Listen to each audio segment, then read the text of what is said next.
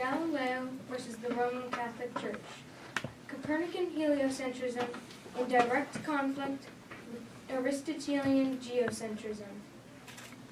Because Galileo's discoveries supported a Copernican heliocentric view of the universe, he came into direct conflict with the Roman Catholic Church and its Aristotelian philosophy.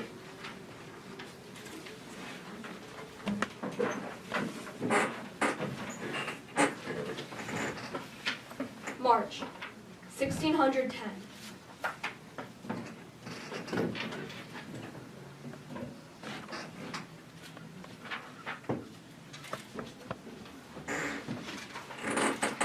Time prevents me from proceeding further. My gentle readers, expect more soon.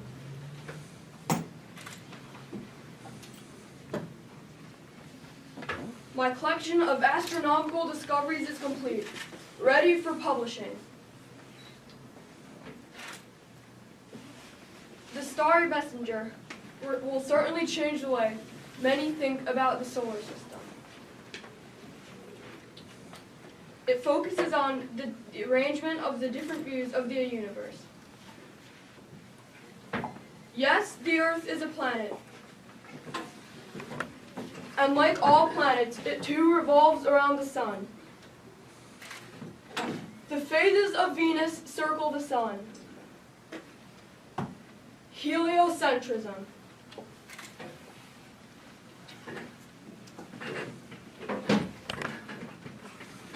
I know this because the spyglass I've invented has enabled me to prove many things. The moon is not flat, contradictory to Aristotle's beliefs. To my surprise, the moon is covered in craters and mountains, some of which are larger than the mountains on Earth.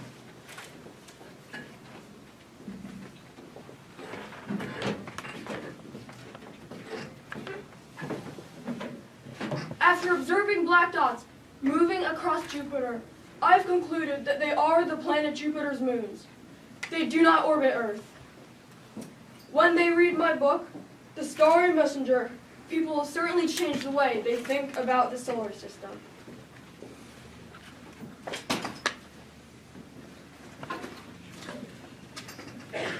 I find myself in quite an unpleasant position. A group of jealous philosophers have begun to plot against me. They criticize and attack my work and use everything they can against me. In particular, I am in a heated argument with Christopher Shiner. He has proposed that the dark sunspots are planets orbiting the sun. I refuse to agree with what he has to say.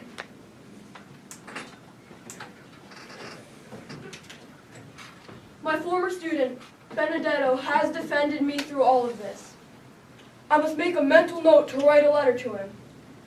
Ah, yes, perhaps about the conflict between biblical passages and Copernican theories. I hear of a priest, Thomas Cassini, who has labeled me as an enemy of faith in his sermons. Me, a devoted Catholic, who only wishes to keep others aware, not ignorant of different theories.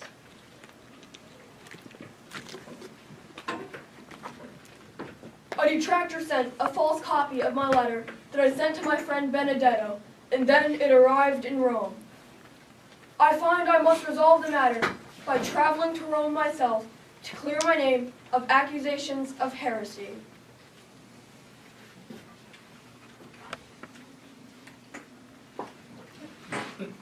February 1616. Galileo has proposed that the planets revolve around a stationary sun. The Church condemns this to be foolish and absurd in philosophy, heretical.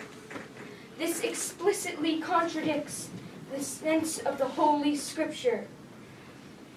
A new edict must be issued, and anyone who suggests the heretical idea that the sun is at the center of the universe will be put to trial. all Copernican books will be banned. As for Galileo, he must be called forth to explain himself. Let him appear before Cardinal Bellarmine. Geocentrism. The planets revolve around the Earth. The Bible passages substantiate this.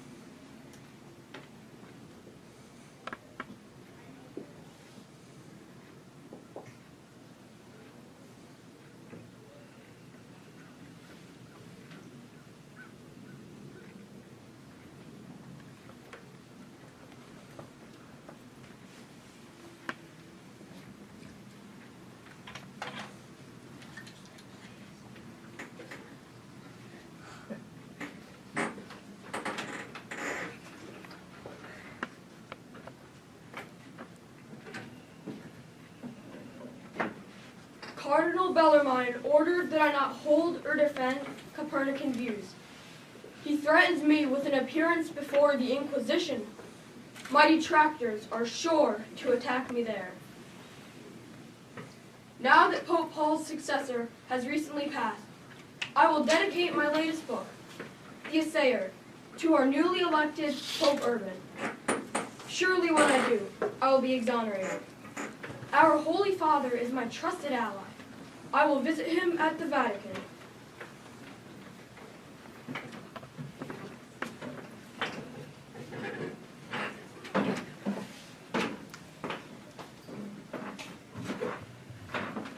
Your Holiness, I have not seen you, my old friend, in quite some time. Your work, Galileo, is fascinating. I find it fitting that it be read to me at every mealtime. I am honored. However, Galileo, I thought we might discuss the Edict of 1616. It condemns the idea of a sun-centered universe to be heretical. However, as long as these theories are kept as just ideas and not proposed as fact, I do not object. Your Holiness, for many years I thought of writing a book concerning the arrangement of the heavens and the earth. As long as you argue for Copernican theories and those proposed by Aristotle, I will allow it. Thank you, Your Holiness. Go in peace.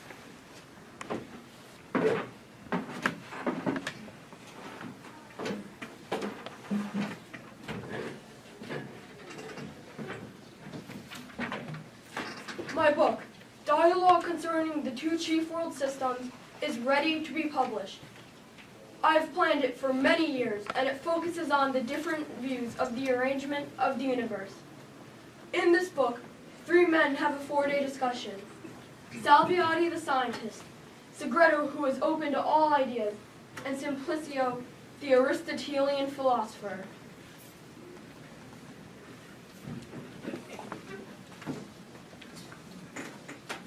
People who have spoken to me of dialogue have said it is a disguised defense of Copernicus, therefore going against the Edict of 1616, a paper that states Galileo agreed never to discuss Copernican ideas was also uncovered.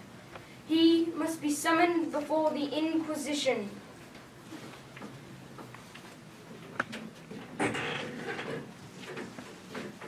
April, 1633.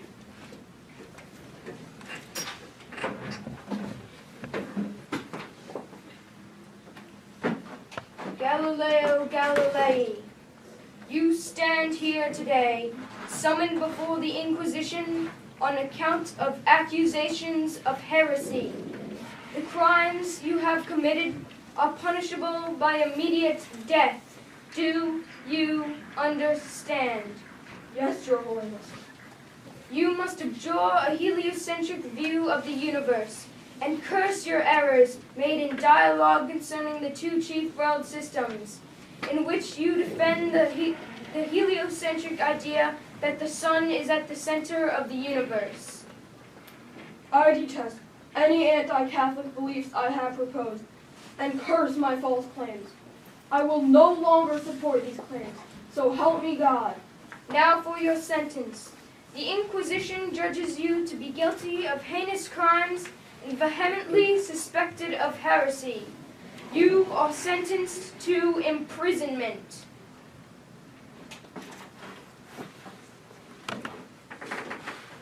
After the trial, my allies fought for my return home. A few days after the trial, I was allowed to live with the Archbishop, then allowed to spend my remaining years under house arrest. 350 years after Galileo's death, the Roman Catholic Church accepted that Galileo spoke the truth. Pope John Paul II stated in a speech that theologians had made the mistake of connecting biblical passages with true astronomy.